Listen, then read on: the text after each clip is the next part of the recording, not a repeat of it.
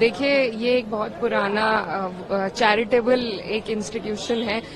वक्फ की जो जमीन है वो कैसे दी जाती है, सबसे पहले ये समझने की जरूरत है। अगर मैं आपको कुछ दे रही हूँ, उसमें कोई तीसरा इंसान, मैं आपको अपनी चैरिटी अपने मन के हिसाब से आपको कुछ दे रही हूँ, उसमें कोई दूसरा इंसान आपको आके बताए कि आप उसका किस तरीके से इस्तेमाल कर सकते हैं, और सारी की सारी जो पावर्स है वो आप अगर जिला अधिकारी को दे देंगे तो उसमें I don't think it helps anybody and we are totally against it. ये सिर्फ इंटरफेरेंस है, क्योंकि ये सरकार जिस तरीके से इनको मैंडेट मिला है और यूपी में जितनी बड़ी हार मिली है उसी का बदला लेने के लिए सबसे पहले माइनॉरिटीज पर अटैक होता है। और मुझे लगता है अगर इसी तरीके से अटैक हुआ, it's not just an attack on minorities but also on the constitution, on article 14, article 25, article 26, it's a direct attack. So and it is not just for Muslims. I think all the minorities in the country need to be aware of this government's intent, of their intent to interfere with one's personal beliefs and religious institutions. So I think this is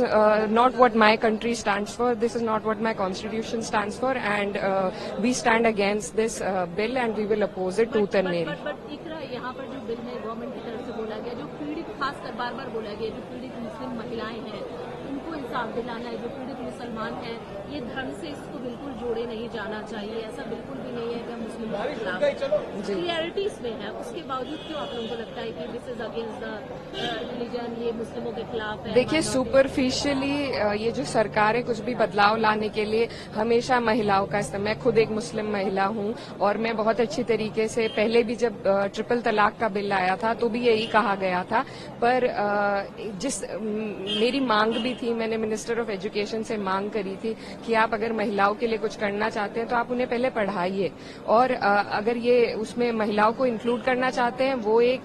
सिर्फ वो stipulation नहीं है, इसमें सारी power जिलाधिकारी को दी गई है, इसमें सारी पावर, इसमें और people from other communities have to be a part of it. तो इस तरीके के बहुत प्रावधान है, सिर्फ उसको सेल किया जा रहा है कि हम विमेन को इसमें इंक्लूड कर रहे हैं, पर जैसा अभी हमने देखा है ट्रिपल तलाक में अब क्या होता है, there are a lot of abandonment cases. पहले तलाक हो जाते थे लेकिन अब औरतों को सिर्फ अबैंडन कर दिया गया है, और जो उनके पति हैं वो जेल चले जाते हैं, वो उनके पास वैसे भी उन्हें कुछ उससे फायदा नहीं होता है, तो सुपरफिशियली उसे दिखाने के लिए महिलाओं का वो नाम का इस्तेमाल करते हैं, बट